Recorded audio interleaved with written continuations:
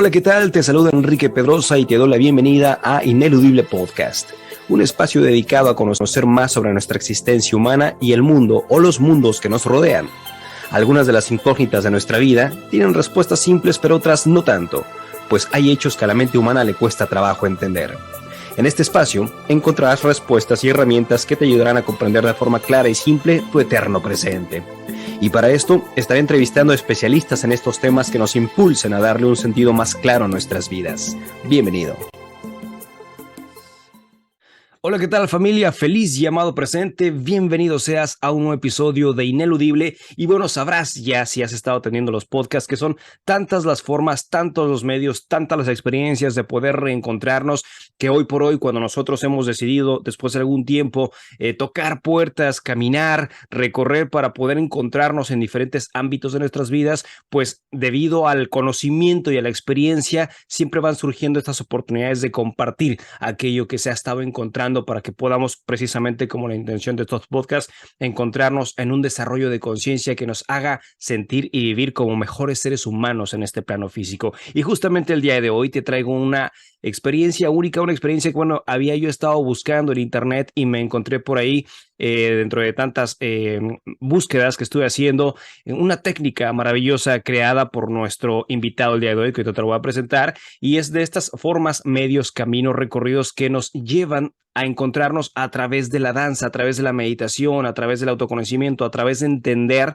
qué es lo que hemos estado creando nosotros en nuestras vidas para poderle dar un semblante diferente, ya sea a través de una transmutación, ya sea a través de una eliminación, ya sea a través de una integración, pero que nos permita exactamente eso, vivir de una forma mucho más plena, pura y consciente. Y quiero presentarte a nuestro invitado el día de hoy, se llama Amiel Eliá. Él acaba de crear, no acaba, ya tiene un rato haciéndolo, algo llamado pulso de biorecodificación. Así es que, hermano, muchísimas gracias por haber aceptado la invitación a Ineludible Podcast. ¿Cómo estás? Hola Enrique, hola a toda la audiencia. Muchísimas gracias primero que nada por la invitación. Me honra estar acá. Estoy muy bien, estoy muy contento de estar acá, de poder compartir esto y partiendo de esto primero que dijiste, ¿no? Herramientas que nos permitan vivir mejor como seres humanos y ojalá más desde el corazón.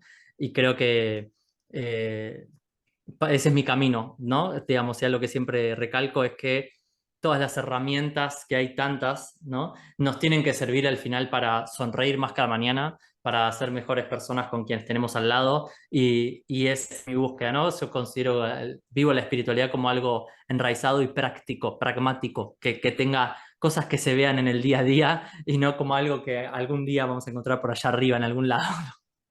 Todo sucediendo aquí y ahora, también creo fervientemente en eso, todo lo estamos creando aquí y ahora. Y hermanito, antes de empezar de lleno con el tecnicismo de lo que es esta charla el día de hoy, siempre parto con los entrevistados de esta forma, porque yo creo que todos los que estamos tanto escuchando como los que estamos ya en un recorrido en la enseñanza, hemos pasado momentos fuertes en nuestras vidas que nos han simbrado, que nos han hecho tocar fondo, que nos han hecho a través de experiencias amargas, pues crecer o despertar o iluminar. Y la pregunta que quiero hacerte es, ¿qué ha pasado en tu vida si quisieras compartir algo que te haya llevado como a estos caminos en los que ahora estás? ¿Qué momentos amargos, dolorosos, oscuros, si es que los tuviste, experimentaste? Porque la gente que escucha de repente dice, mira, yo no, yo estoy viviendo eso que vivió él y la verdad es que me está inspirando que esto que él vivió, que yo lo vivo, puede ayudarme a salir de esto. ¿Qué te gustaría compartirnos, hermano, para la gente que esté escuchando? Bueno, qué curioso, ¿no? Muy ameno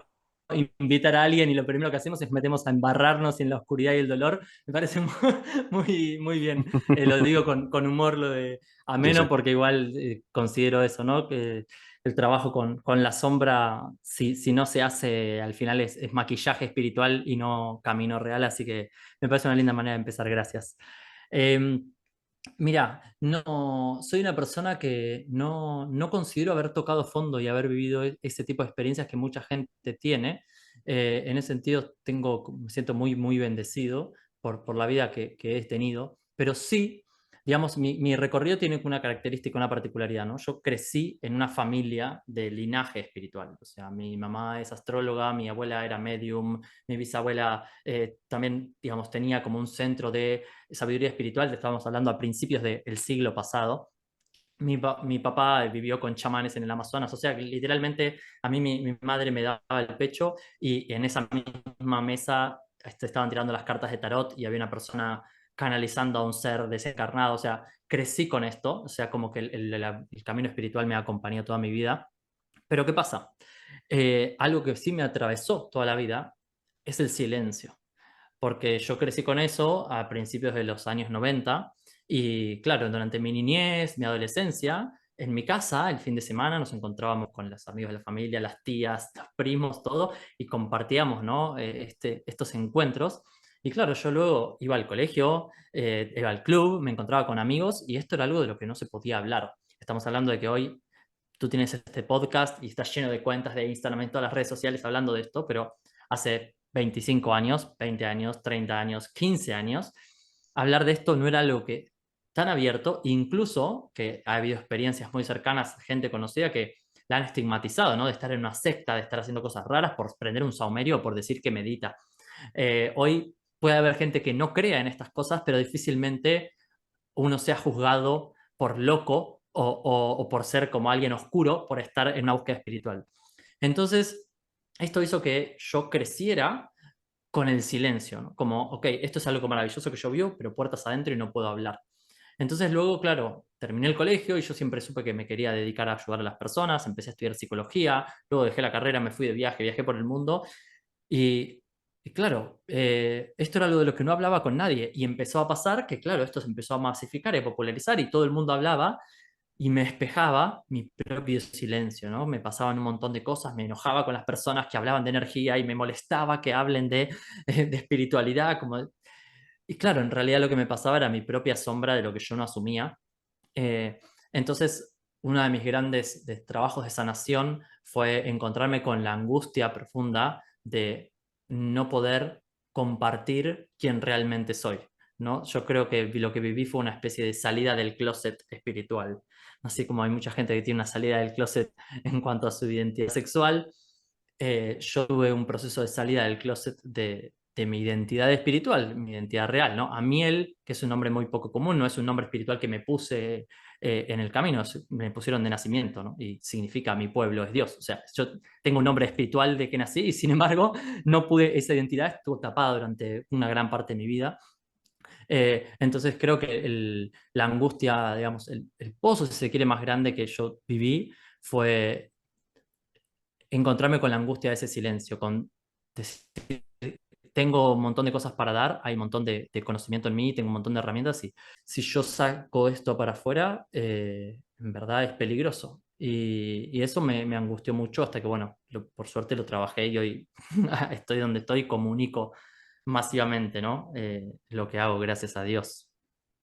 Y mencionaste algo importante también en este tipo de caminos y de lares, hablando particularmente del lado espiritual.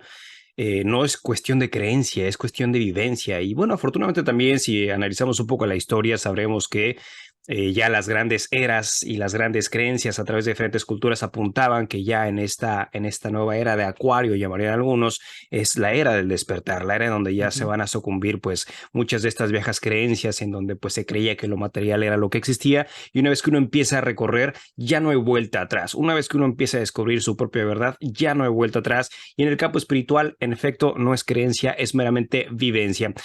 A mí me gustaría que nos empezaras a compartir ¿qué es Pulso para que la gente que esté escuchando y obviamente llegue a tus redes sociales, pues diga, bueno, mira, este método, esta técnica no lo conocía, me es muy interesante, cómo surge, cómo lo creaste, de qué va? Bien. Interesante. Voy a poder conectar también lo que te conté con esto, ¿no?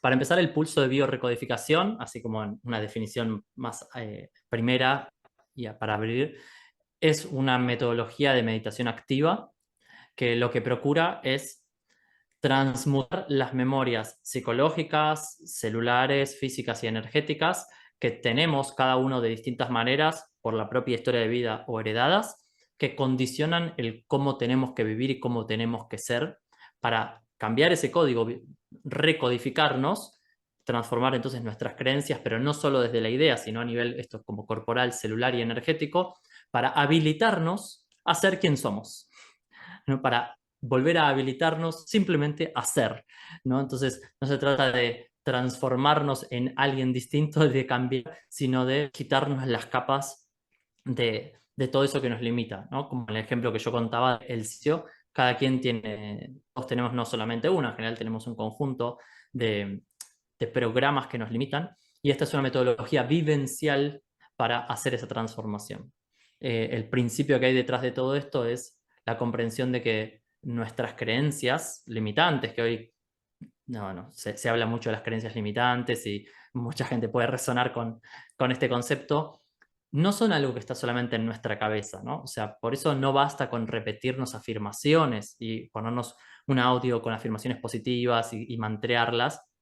Eso no digo que no funciona, pero tiene un límite de hasta dónde funciona, porque mucho de lo que llamamos nuestras creencias son en realidad programaciones biológicas, ¿no? O sea, vamos a decir, por ejemplo, en mi caso, la dificultad para comunicar y decir, esta es mi verdad, esto es lo que me pasa, recibo mensajes, hablo, me pasa esto, esto es lo que viví, no es solamente que yo tengo que entender que no hay un peligro de hacerlo. El cuerpo tiene que estar habilitado para cuando llega el momento de hablar, no me pase lo que me pasaba cuando tenía 10 años, que tenía disfonía, ¿no? O, por ejemplo, ¿no? Un ejemplo habitual que me encuentro con muchas personas que tienen dificultad para poner límites en sus vínculos, tienen vínculos tóxicos porque no pueden establecer límites sanos de autocuidado.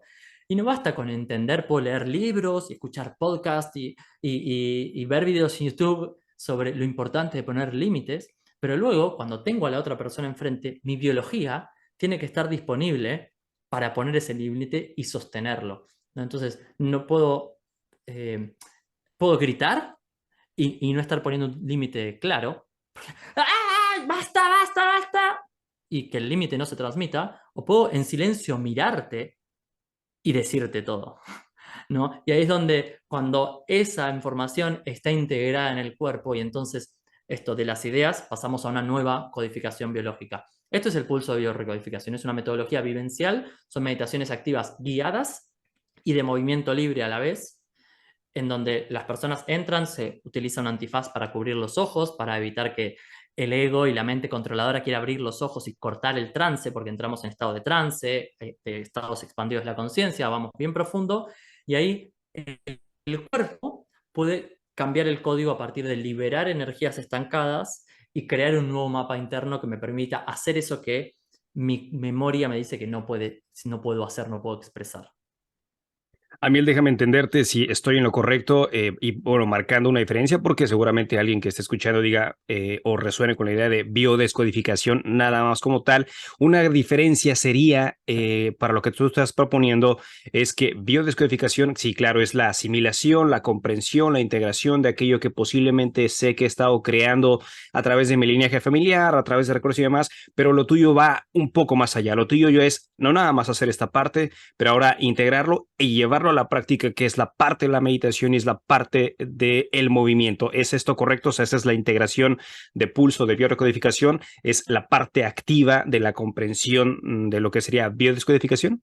Es una pregunta interesante. La biodescodificación lo que procura es comprender el sentido biológico, por ejemplo, de los síntomas o de los patrones de vida, ¿sí? La descodificamos, es decir, encontramos cuál es el código. O sea, mi cuerpo tiene este síntoma, me duele la muñeca, o en la vida me pasa que siempre tengo vínculos de esta manera. Ok, hay una información, un código de por qué eso me pasa, ¿no? Bueno, la biodescodificación nos revela ese sentido. Muchas veces con simplemente entender cuál es el sentido, eso se desarma, pero muchas veces no basta para que eso se desarme. Entonces, desde mi abordaje, nosotros no vamos a buscar el porqué, si una persona llega y ya lo conoce, puede sumar o puede no sumar. Directamente vamos a la otra cara del proceso, en donde desde el cuerpo vos podés no saber qué te pasa, ni por qué te está pasando lo que digamos, cuál es el sentido de lo que te está pasando, tu propio cuerpo te lo revela. Cuando estás en estado de meditación profunda, moviéndote y la guía del profesor, por ejemplo, es como cuando vos haces una meditación con visualización creativa, ¿no? Vos cerrás los ojos y estas visualizaciones que te imaginás que estás en un lugar y pasa esto, bueno, algo similar puede ocurrir en estas experiencias en donde el profesor va guiando para entrar en estos estados profundos y ahí el cuerpo y el movimiento es el que trae la información. De pronto, hay un ejercicio que te propone vuelvo al mismo ejemplo, conectar con los límites, o en mi caso, por ejemplo, liberar la voz y expresar mi verdad. Y la invitación es, bueno, ¿qué está limitando eso? Y emerge la información, aparecen las personas, aparecen los recuerdos sin tener que ir a buscarlos. El mismo cuerpo los trae y desde el cuerpo podemos crear la nueva memoria. Entonces no se trata tanto de entender la memoria programante inicial, sino de generar una nueva con el cuerpo. Entonces es complementario al trabajo de la biodescodificación, pero es al mismo tiempo bien diferente, porque acá la conversación no entra en juego, sino que se guía una experiencia para esto, que el cuerpo trae la información y el cuerpo la transforma. A mí una pregunta me surge a nivel, digamos, fisiológico mientras estás compartiendo esto. ¿Qué sucede en el cuerpo? O sea, fisiológicamente hablando, ¿qué sucede en el cuerpo para activar estos recuerdos y llevarlos directamente a lo que es la práctica del movimiento, la meditación? Es decir, uno puede decir, perfecto, puntualmente, ¿qué va a pasar en mi cuerpo cuando tengo ojos cerrados para poder llegar a eso que se ha descubierto y entonces crear, por ejemplo, la transmutación o la integración o la eliminación? Bien. Por un lado, bueno, ocurren varias cosas a nivel biológico y a nivel psicológico, ¿no?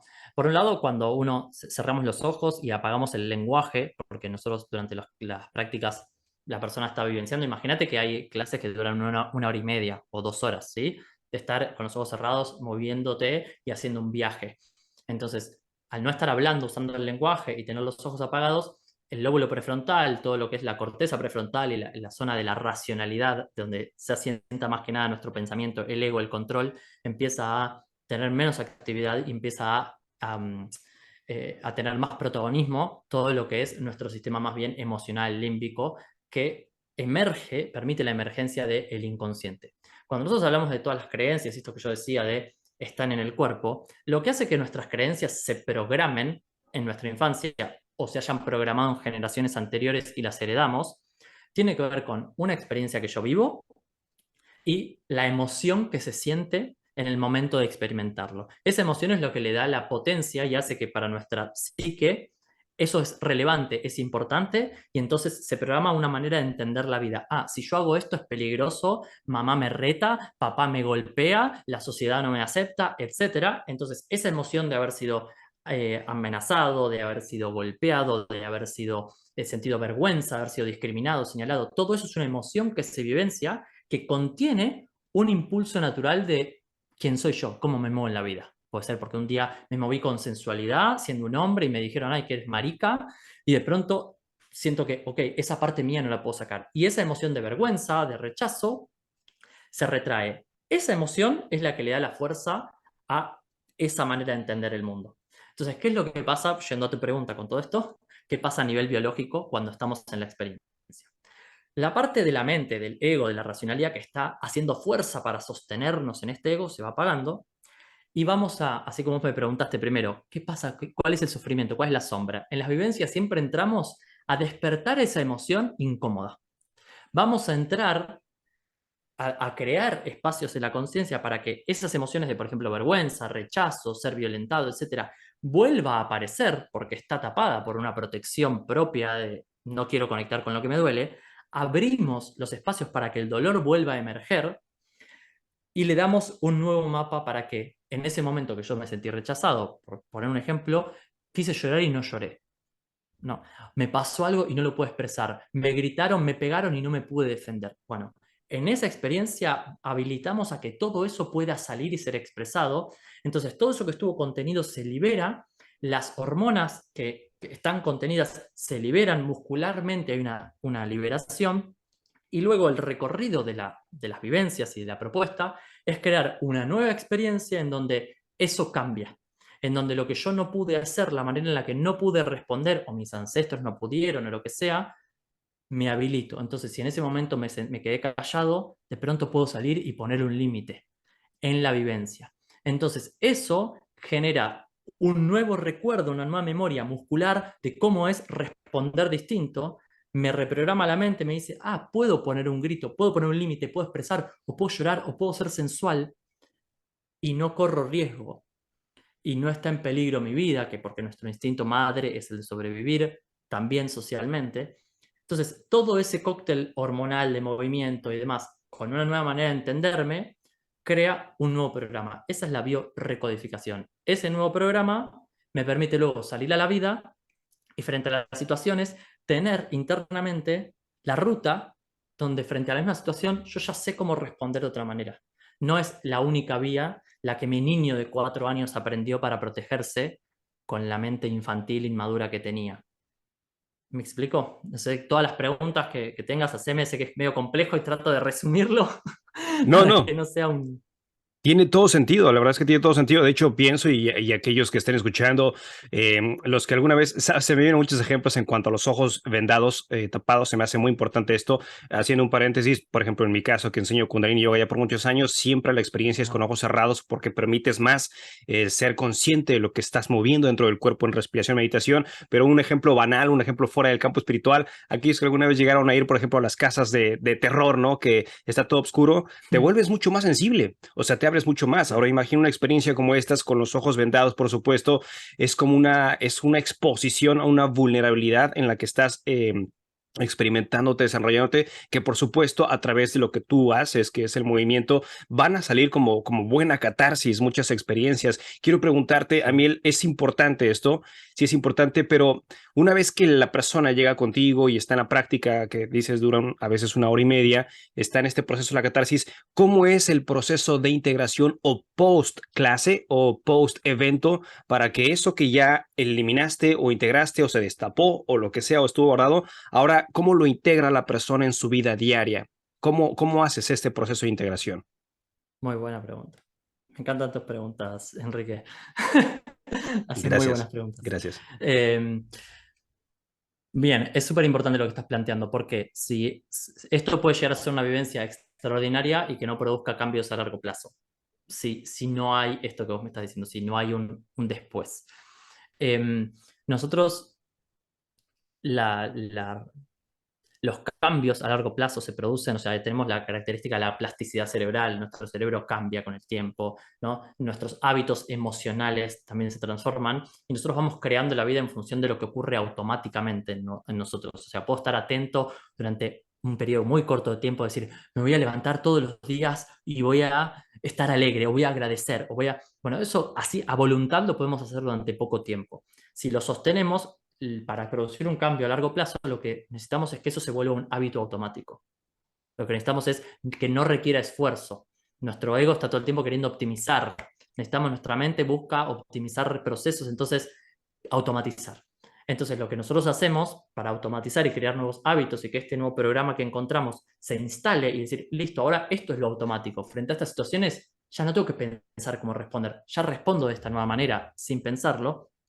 Lo que proponemos son meditaciones en quietud, complementamos con trabajo de escritura, afirmaciones, y esto es una parte que usamos en el after, y después están las cápsulas de pulso de biorrecodificación, ¿sí? Que las cápsulas son vivencias más breves de entre 15 y 20 minutos que están hechas para que las personas puedan hacerlas todos los días, ¿no? Entonces, se trabajó, por ejemplo, en los procesos grupales.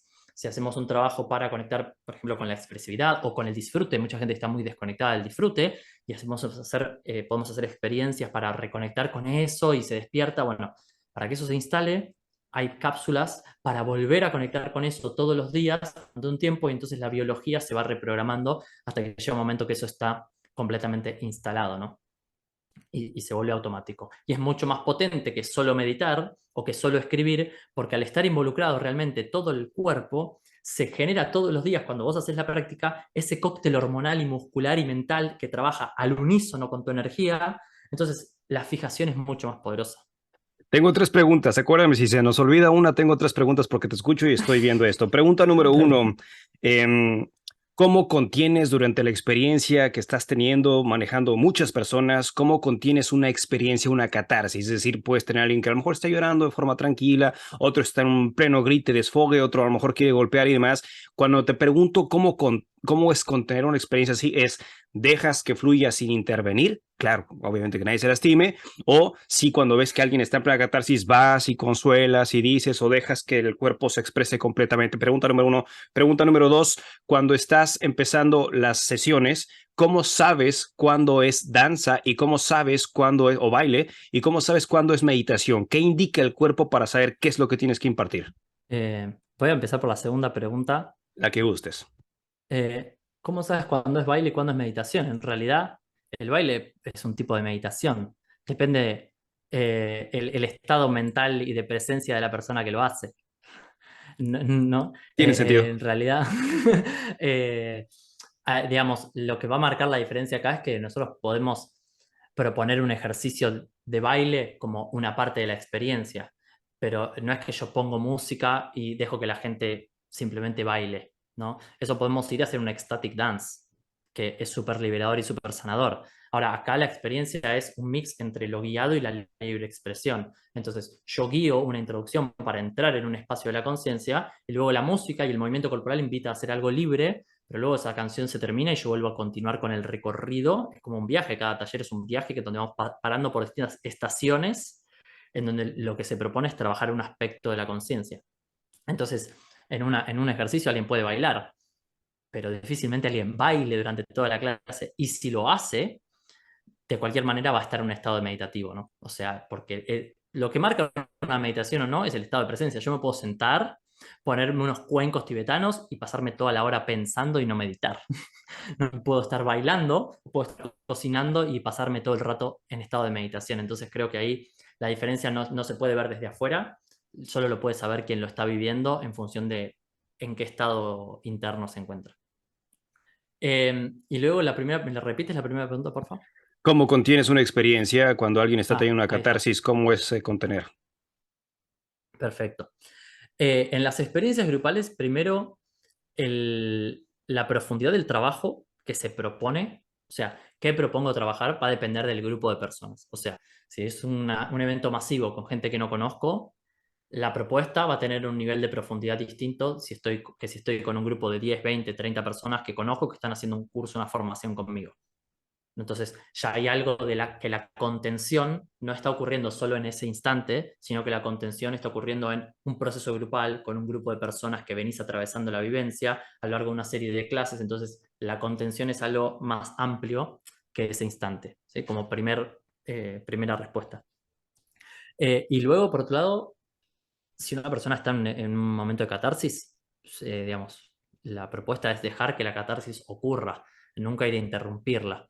El mismo diseño de la clase está hecho para que las personas entren y salgan de cada experiencia, ¿no? Y no se queden ahí en la misma música que baja, el mismo ejercicio que sigue después de una propuesta de catarsis, que puede ser una catarsis de violencia, puede ser una catarsis de llanto, puede ser una catarsis de cualquier índole, tiene un tiempo, ¿no? Que es distinto de si vos estás en una ceremonia con tambor y entras en un trance y entras en una catarsis que no hay borde. Y acá hay borde todo el tiempo.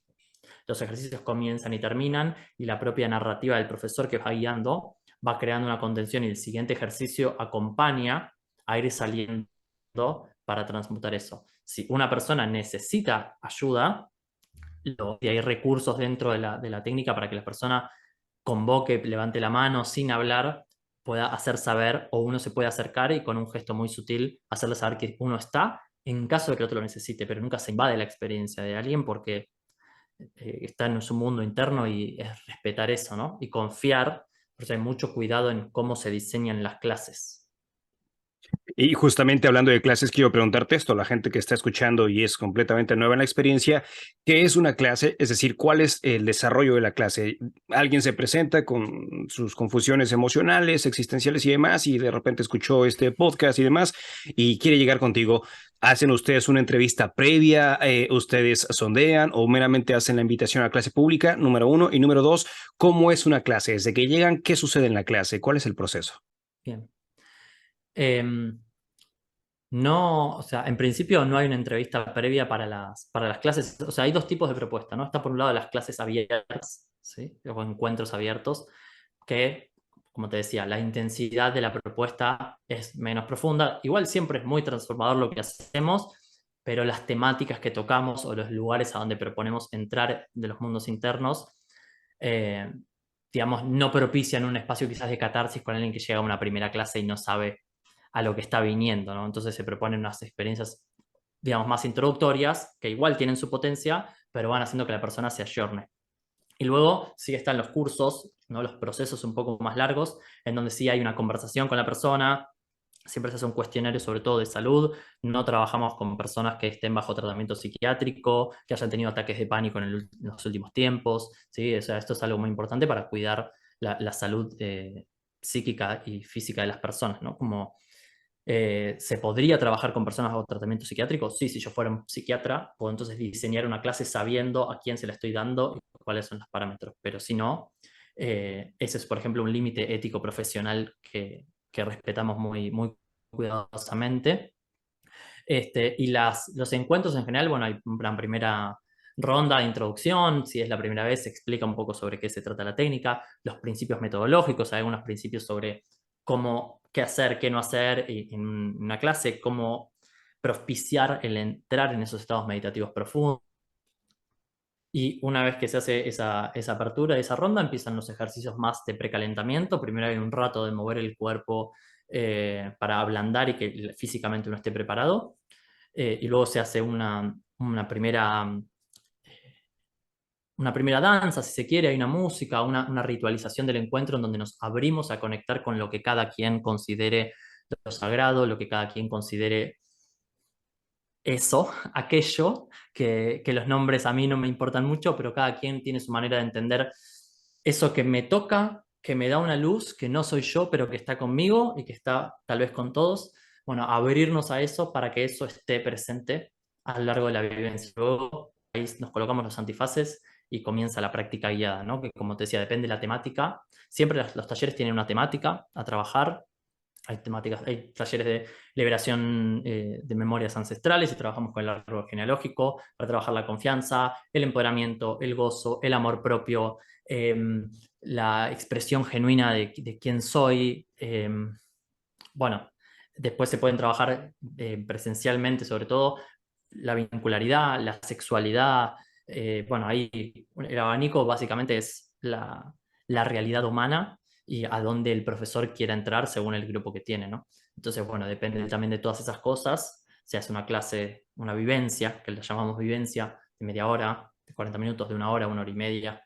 Bueno, ahí depende de qué es lo que se esté trabajando, ¿no?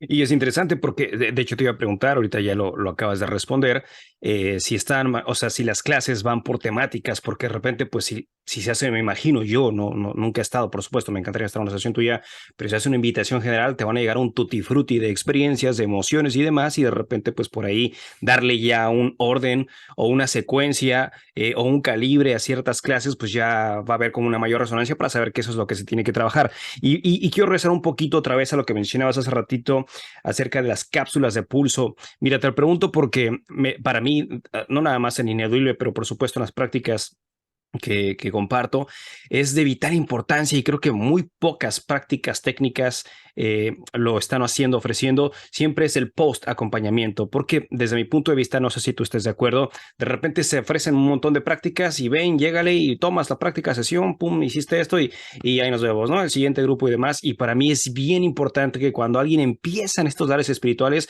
eh, como dicen en las ceremonias, como tú me das que tu papá estaba en ceremonias también, el post trabajo medicinal, ¿no? O sea, que lo que vienes a trabajar después de tu sesión es la parte más importante y creo que es la que tiene el calibre más intenso, más sutil, más frágil en, por ejemplo, en tu caso, volver a repetir patrones de conducta o dejarlos perfectamente cimentados después de esa catarsis y después de ese desfogue. Entonces, exactamente cómo son las cápsulas que ustedes manejan de post acompañamiento, cuánto tiempo duran, estas cápsulas que van compartiendo ustedes implican también, aparte de la meditación y de la danza, implican algún acompañamiento psicológico o alimentación. ¿Cómo lo hacen ustedes para que no se vaya la persona nada más así como ya estuve bien, estuvo rico y bla, y luego qué sigue? Bien. Em, las cápsulas, primero vamos a empezar, ¿en qué consisten las cápsulas? Son prácticas, son vivencias breves, ¿no? O sea, por eso lo llamo cápsulas, como algo que puedes hacer diariamente. Entonces duran 15, 20 minutos, tiene una pequeña introducción, un pequeño ablande corporal y luego es una concatenación de entre 3 a 4 ejercicios generalmente para conectar muy rápidamente con la temática que se quiere consolidar, ¿no? Entonces, eso es una de las propuestas. Luego siempre hay ejercicios de escritura, como te decía antes, meditaciones. Y el acompañamiento, digamos, yo en general, por ejemplo, cuando terminan los cursos, ¿no? Ahí tengo un programa que se llama Yo Vivo Mi Propósito, que es un intensivo. En general trabajo con programas intensivos en donde en poco tiempo hacemos un trabajo muy intenso de muchas clases en poco tiempo para producir una transformación grande, que luego sí, las personas a lo largo del tiempo necesitan trabajar en consolidarlo, ¿sí? Pero hay algo de enfocar la energía, enfocar la atención en estoy trabajando en estos aspectos de mi vida en este tiempo y hacemos un trabajo profundo ahí. Y luego yo ofrezco encuentros grupales, ¿no? Con cierta regularidad, tal vez quincenalmente o una vez al mes, para ir viendo cómo están las personas, qué les está costando, si necesitan, si alguien tiene una dificultad, creamos un ejercicio para complementar lo que esté faltando.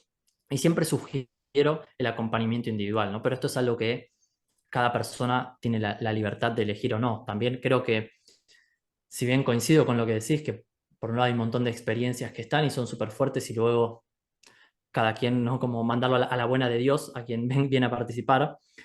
Sin hacer eso, sí también soy muy respetuoso de las libertades individuales. Entonces, yo propongo esto y mi sugerencia es hacer un acompañamiento individual conmigo, con alguien del equipo, para consolidar lo que hiciste, además de los encuentros grupales, pero luego está en la libertad de cada quien si quieren tomarlo o no tomarlo, ¿no? Y eso también para mí es importante respetarlo, sabiendo que el espacio está, siempre hay nuevas propuestas, yo siempre estoy a disposición y quienes vienen trabajando conmigo hace años saben que cuentan conmigo, me escriben un mensaje, estoy ahí y para mí es súper importante. Entonces, eh, está ese espacio, luego cada quien lo toma o no lo toma.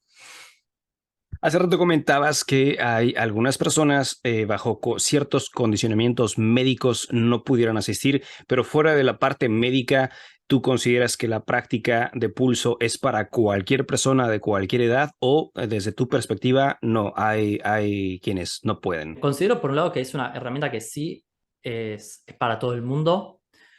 Por ejemplo, si se fuera a trabajar con niñez o adolescencia, se requeriría un profesional que tenga conocimiento, un psicólogo o alguien que tenga formación en ese grupo etario particular para adaptar las técnicas a ese grupo. O sea, no se trabaja de la misma manera con cualquier persona. Lo mismo con la tercera edad, lo mismo con embarazadas, lo mismo con, no sé, personas que tienen alguna discapacidad física. Bueno, se puede, pero habría que armar la clase específicamente teniendo en consideración eh, las especificidades, valga la redundancia, de ese grupo, ¿no?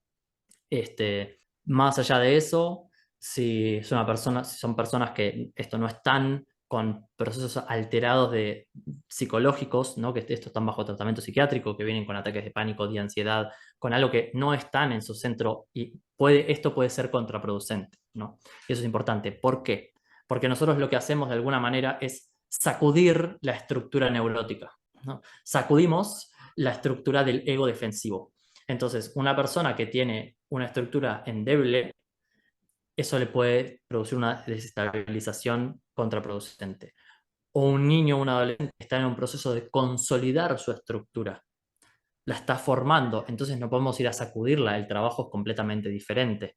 Puede ser un acompañamiento para que esa codificación, porque ahí ya no es una recodificación, sino que es una primera codificación que está ocurriendo en la infancia, por ejemplo, puede ser un acompañamiento para que esa codificación sea estimulante al ser al bienestar emocional y psicológico de ese niño. Y por eso se requiere de un profesional capacitado para hacer ese trabajo, ¿no?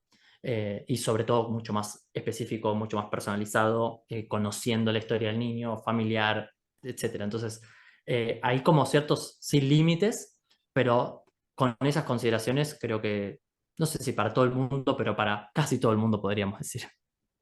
También nos podrías compartir algún ejemplo que te venga ahorita, obviamente quizás sin mencionar nombres y demás, que hayas presenciado en cuanto a transformación de cómo llegó la persona contigo a través de lo que estaba viviendo y cómo es que a través de tus prácticas logró un cambio, digamos, ya mucho más consciente de sí misma o sí mismo para poder vivir mejor o más claro. Sí, mira, se me ocurre el ejemplo así muy, muy reciente de una persona que está terminando un intensivo de transformación integral que yo brindo, que hacemos un recorrido por los 7 chakras, ¿no? En donde cada chakra está asociado a distintas áreas de nuestra vida eh, y desde sus manifestaciones yin y yang de la conciencia, ¿no? Cada chakra hay, esto es un estudio que puedo citar a Daniel Taropio, uno de mis grandes mentores, psicólogo transpersonal, que tiene todo un estudio sobre las capacidades humanas asociadas a cada chakra con el yin y el yang, es alucinante. Y con ese mapa hacemos un recorrido por los 7 chakras para hacer una biorrecodificación.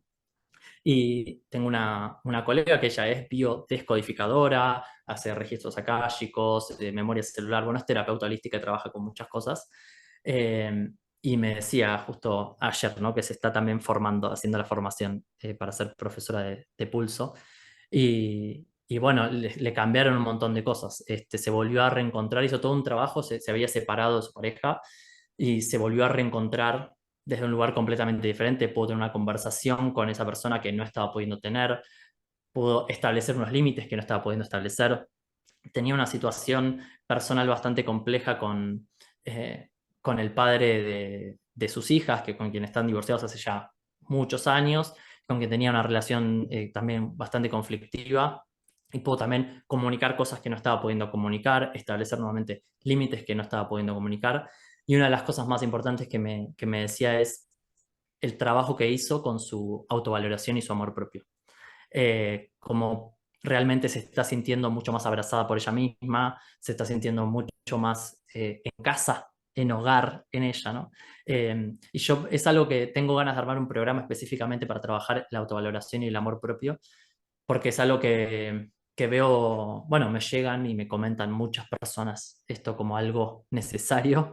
Y, y claro, podemos ver videos, ¿no? Y hay un montón de tips y de qué es el amor propio y cómo desarrollarlo, pero es algo de vuelta vivencial. O sea, amarse a uno y valorarse no es una idea, es algo que ocurre a nivel físico. Yo literalmente me acaricio, ¿no? Y me miro al espejo y me digo cosas lindas, sintiéndolo, ¿no? Entonces es algo que se siente. Entonces esta herramienta lo que nos permite es empezar a evocar eso como un sentir y no como una idea. Ah, me valoro porque, entonces tengo las razones para valorarme. Eso es un trabajo egoico, donde me tengo que identificar con esta manera de ser, digo, egoico sin juzgarlo, ¿no? No tengo ningún juicio con el ego, lo necesitamos, es súper sano. Pero el ego es un sentido de identidad. Entonces, para amarme tengo que ser. Eso es un trabajo egoico del amor propio. Entonces, me concentro en esas cosas que sí puedo amar de mí mismo, de mí misma, sigo rechazando mi sombra para entonces valorarme. Entonces, es importante ver la luz, porque hay gente que no puede verse luminosa y solo ve su sombra, pero desde mi concepción, el amor propio es el desapego de esa identidad y decir, soy luz, soy sombra, soy todo. Me amo no por lo que soy, sino casi por lo que no soy. ¿No? Porque si no necesito inflar al ego para amarme. Para amarme tengo que ser, y acá es como, no, no, me olvido de quién soy y me amo. Y es un sentimiento para el cual no necesito cumplir méritos, como pasar un examen que si saco más de tal nota, ¿no? Entonces sí me puedo abrazar y me amo. No, no, hay que erradicar los exámenes y evocar el sentir de amarse y apoyarse. Y el trabajo de lo que se llama amor incondicional y una parte importante que tú tocas y que lo mencionabas es justamente, ¿no? El poderte acariciar, el poderte besar. Mira, o sea, esto a nivel ciencia explicado me viene a la mente el trabajo del Ujú, maestro Masaru Emoto, ¿sabes? Que él podía, comprobó científicamente el si le hablas bonito a un vaso con agua, si le hablas feo al otro, o sea, cómo se va sí. formando esta geometría, ¿no? Entonces, al hacerlo, Ujú. ¿no? Empiezas a integrar realmente el llamado a las células, el llamado a nuestra vibración, a nuestra parte eléctrica, electromagnética, para cambiar una experiencia. O sea, esto es ciencia, esto ya no es, como llamarían algunos, esto, algo futurista o algo de locos, Sí, por sí, sí, llamarlo así, ¿no? totalmente. Esto es un llamado interno. Sí. Quiero preguntarte Acá te algo. puedo, Sí, te claro, puedo acotar algo con lo que claro. dijiste. Nosotros, eh, los seres humanos, no vivimos en la realidad tal y como es, no accedemos a la realidad, sino que vivimos más bien en una especie de burbuja interpretativa, En la que en creemos donde que es. vemos lo que creemos que es, ¿no? Y eso que creemos que es tiene que ver con todas esas memorias inconscientes, esas creencias, ¿no? Que tiene que ver con esas experiencias emocionales que te nombraba anteriormente. Entonces, si yo me digo, esto que decís de Masaru Emoto, ¿no? Yo me digo, me amo, ¿no? Y por más que la información está llegando a mis células, si mi matriz inconsciente es de desamor y mi cóctel emocional, digo cóctel emocional porque todo el tiempo tenemos muchas ¿no?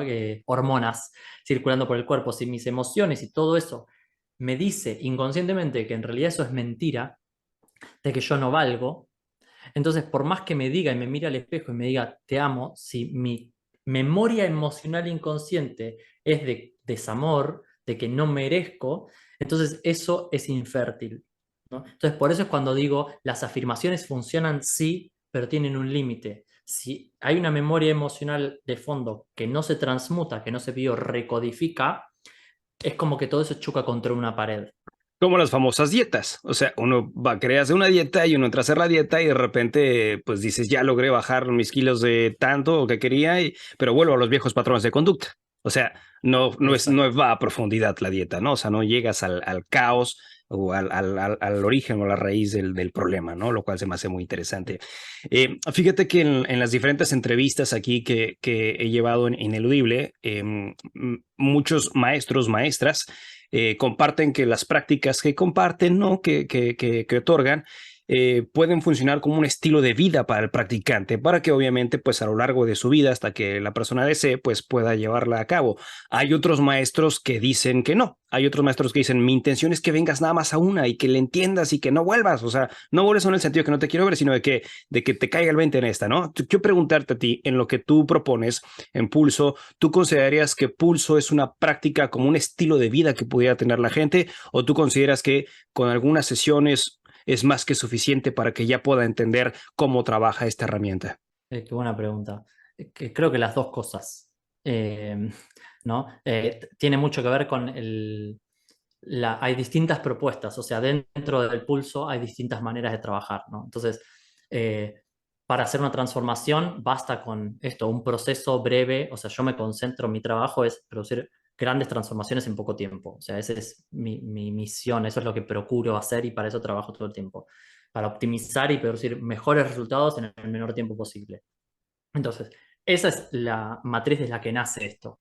Ahora, después hay algo que uno encuentra en el cuerpo como medio para todo el tiempo actualizarse, porque vivimos cambiando, la realidad cambia. Entonces, para biorecodificar los grandes núcleos de mi vida, vivencias cortas y un proceso de cápsulas y de consolidación, basta. Ahora, después, con el tiempo, con el correr de los años, si uno encuentra resonancia en el cuerpo como medio para, está buenísimo poder volverlo una práctica. No sé si diaria, hay gente que tal vez lo resonará así, pero yo, por ejemplo, aunque no me haga una cápsula, hice un trabajo muy grande conmigo mismo para reconectar con el gozo, porque viví muchos años de mi vida desde la mente, la ansiedad, lo que tengo que, y reconfiguré el gozo desde el cuerpo. Y hoy no me hago una cápsula, pero a la mañana, varias veces por semana, me preparo el desayuno escuchando música que me pone en una sintonía de gozo. Entonces, ya conozco el cuerpo como herramienta para y lo utilizo. Luego, si vos no sos profesor y demás, bueno, tal vez quieras ir con alguien para tener clases regulares. En sí es una tecnología que está pensada para producir un cambio y una consolidación. Luego se puede hacer una propuesta más a largo plazo también, digamos, son dos aristas, ¿no? Eh, y algo acá que me gustaría comentarte, no sé si que tenías otra pregunta de esto, pero la vinculación de esto con, que aparte que nombraste a Masaru Emoto, con lo que es la ley de atracción, la manifestación de la realidad que queremos crear, em, que, bueno, vengo estudiando también, ¿no? A Joe Dispenza y desde que conocí todos los descubrimientos de Masaru Emoto, cuando descubrí la física cuántica y la ley de atracción y todo eso, me fasciné completamente. Y esta tecnología del cuerpo me ayudó a dar una vuelta más de tuerca con todo esto, ¿no? Porque fíjate que Joe Dispenza dice que nosotros no creamos la realidad por lo que queremos que ocurra, ¿no? Sino más bien por lo que somos. O sea, no se trata de escribir decretos, sino que nosotros estamos emitiendo un sello electromagnético al universo, que está conformado por vibratoriamente, emocionalmente y psicológicamente que estamos donde estamos. Entonces, él y mucha gente propone esto como las técnicas de meditación para entrar, porque es real que la mente crea estados corporales y meditando podemos entrar en estados emocionales. Ahora, el pulso y las cápsulas nos permiten todos los días también conectar con ese yo que estamos queriendo crear y con esa vida que estamos queriendo manifestar. Entonces, también hay cápsulas para visionar esa realidad y entrar con todo el cuerpo y el movimiento en salir a vivir desde ahí. ¿no? Puedo salir y ser esa persona y moverme desde esa persona y interactuar con el mundo de esa persona y entonces ese sello electromagnético es mucho más poderoso. Entonces también tiene esa otra aplicación la herramienta, ¿no? Es bien interesante esto que compartes. Yo igual te digo, también a mí me causó hace ya muchos años fascinación entender, vivir, experimentar lo que es física cuántica. Y a mí en las clases de Kundalini Yoga, cuando impartía o imparto pues talleres y hay gente nueva, usualmente lo comparto así, ¿no? Es válido, es hermoso, es bonito orar, es hermoso meditar para poder pedir, para poder hacer una plegaria y demás. Pero la forma en la que, desde mi entender, es la comunicación con ese campo de existencia universal, no es tanto la palabra, ¿no? Sino la información que lleva la palabra a la vibración. Entonces, si nosotros queremos crear un cambio en nuestras vidas, si nosotros frotamos nuestras palmas de nuestras manos y de repente entramos en silencio y hacemos esto después de frotar, eso es una comunicación con la fuente. O sea, esta información viene de mí hacia la fuente. Entonces, si yo esto que estoy frotando, vienen todos estos códigos con lo que Enrique es desde la parte energética y quiero un cambio, entonces empiezo, digamos, a trabajar con pulso para crear nuevos cambios, para poder crear nueva información y entonces esa nueva frotación de manos va a hacer que comulgue en otra experiencia, con otra realidad y eso, desde mi entender, es la forma en la que vamos, digamos, comulgando con la fuente universal a través de lo que estamos vibrando por correspondencia, por atracción, en fin, lo que son las leyes universales y entonces darle un sentido mucho más amplio a nuestras vidas. Y quiero preguntarte con esto, Amiel, porque ya estamos por cerrar, obviamente, el podcast. Para ti, desde la práctica pulso, para ti, ¿qué fue lo que o pudieras decir que más te abrió o más te expandió o más te integró desde tu propia práctica? Desde mi propia práctica, sin dudas, la comunicación. Esto que te decía antes, mi gran memoria de silencio pudo ser reconfigurada y, y pude comunicar al mundo. O sea, hoy doy clases con cientos de personas online al mismo tiempo y mi mensaje lo comunico con una sonrisa en el alma, no solo en el rostro. Puedo ser muy feliz siendo quien soy y eso es la gran reconfiguración que pude vivir, ¿no? Además de otros cambios a nivel de los vínculos amorosos, sobre todo, que obviamente complementé con otras cosas, o sea, no es lo único que hago, hice constelaciones familiares, hice terapia mucho tiempo, o sea, hago montones de cosas, pero por ejemplo, el poder vincularme desde otro lugar con una pareja, distinto del patrón que venía repitiendo, de las maneras que me venía vinculando, que no terminaban de ser plenas para mí ni para mis compañeras, tuvo que ver con un cambio interno, vibracional, corporal, en donde algo en mí, mi cuerpo y mis memorias se biorrecodificaron y me permitieron ocupar un lugar y darle a mi compañera un lugar que no le daba, porque había cosas en mí que hacían así y rechazaban. Y eso es otro de los cambios que con el pulso y trabajando el corazón pude también reconfigurar. Así que bueno, y como me pediste uno, te contesté con dos. Sí, gracias. No sé si el nombre de Pulso lo creaste así, pero bueno, mientras te escucho y si pudiera resumir, sí, vas a ir a sentir ese pulso interno, sobre todo cuando estás con ojos cerrados.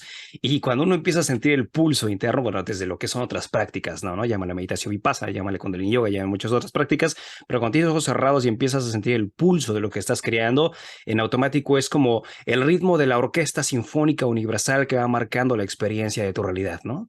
Y cuando vas creando, obviamente, en este movimiento, en esta experiencia, en este pulso, es, aparte de saber y sentirme que estoy vivo, es, estamos creando un cambio desde la conciencia.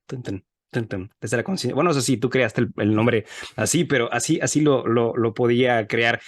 A mí Hermoso. El pulso, sí, para completar, sí tiene obviamente parte de ahí, ¿no? De conectar con ese pulso interno que está por detrás de todo lo que fue inhibido, que trasciende lo que se supone que, y empezar a escuchar esto, y no solo escucharlo, y por eso el movimiento libre, sino darle cuerpo. Entonces es rehabilitar, volver a decir, ah, estoy habilitado para que esto que pulsa en mí se despliegue, porque soy humano y tengo un cuerpo, y ese pulso vino para desplegarse en este cuerpo.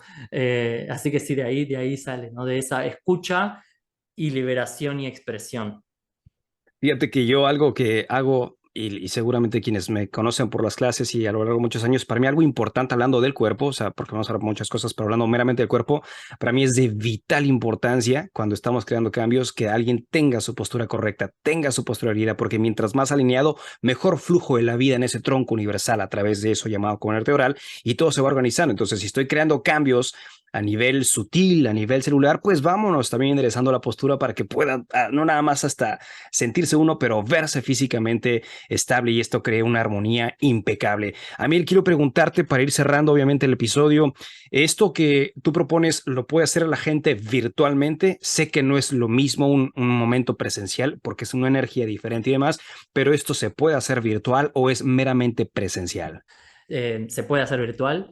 A mí si hay algo que me sorprendió enormemente fue la potencia que esto tiene trabajándolo a distancia. Eh, es diferente, no es ni más poderoso, ni es completamente diferente las experiencias presenciales que online. Ahora, son muy poderosas las experiencias online. Doy muchos cursos online, tengo gente en muchos países del mundo y los testimonios son alucinantes, porque al ser una experiencia que uno cierra los ojos, lo que está viviendo es su propio mundo interno y muchas veces el estar solos en casa nos permite, o donde estemos, en un estudio, lo que sea, permite trascender un grado de vergüenza que a mucha gente lo presencial los condiciona. Luego, esa gente está buenísimo que venga a lo presencial para sanar esa vergüenza, ¿no? Pero en una primera instancia muchas veces es hasta potenciador. Y como te digo, al ser una experiencia de meditación con ojos tapados, es alucinante la potencia. Luego en la presencialidad podemos trabajar otras cosas que tienen que ver con la vincularidad, el encuentro con otro. Hay ejercicios vinculares donde ya sí son con ojos abiertos, que también trabajamos otros aspectos de la biorrecodificación y con mucha satisfacción, realmente. Yo lo disfruto un montón porque estoy sorprendido para bien desde que empezó toda esta pandemia y este confinamiento, que fue lo que me forzó porque no lo estaba haciendo antes. Y hoy una parte muy grande de mi actividad, de hecho, es online. Perfecto, pues hablando de esto, por favor compártenos tus redes sociales en donde te puede encontrar la gente para que llegue a tomar tus cursos. Perfecto. Bueno, yo soy Amiel Elía, con doble M. Ese es mi nombre y apellido. Y en todas las redes sociales estoy con mi nombre y apellido tal y como suena. Eh, en Instagram, amiel.elía. En YouTube tengo mi canal de YouTube, Amiel Elía.